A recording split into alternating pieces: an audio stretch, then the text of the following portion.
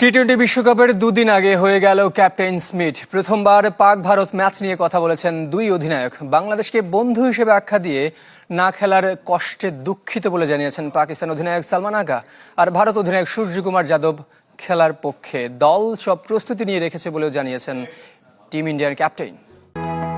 দুই দেশে এক বিশ্বকাপ, কিন্তু গ্রুপ বা ভেন্যু কোনো হিসাবেই দলগুলোকে আলাদা করার সুযোগ নেই। তাই ক্যাপ্টেন্স মিট হয়েছে ভাগে ভাগে। দুই দেশে থেকেও একই বিষয়ে কথা বলতে হয়েছে ভারত পাকিস্তান অধিনায়ককে। মুম্বাইয়ে সূর্যকুমার যাদব আর কলম্বোয় সালমান আলী আগা কথা বলেছেন না হতে চলা এক ম্যাচ নিয়ে। ভারতের সঙ্গে খেলা আমাদের নিয়ন্ত্রণে নেই, এটা সরকারের সিদ্ধান্ত। আমরা এই সিদ্ধান্তকে সম্মান জানাই। তারা যা বলবে আমরা সেটাই করব। এর বাইরেও আমরা 3 ম্যাচ খেলব।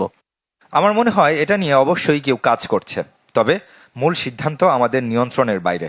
তারও হয়তো আমাদের মতো নিরুপায়। সরকারের সিদ্ধান্তের উপর আমাদের কারো হাত নেই। টুর্নামেন্টে না থেকেও ক্যাপ্টেন্স মিটে ছিল বাংলাদেশের নাম। বাংলাদেশ পাকিস্তান এখন ভাই ভাই। বাংলাদেশিরা আমাদের ভাই। পাকিস্তানের প্রতি তাদের সমর্থনে আমরা তাদের প্রতি কৃতজ্ঞ।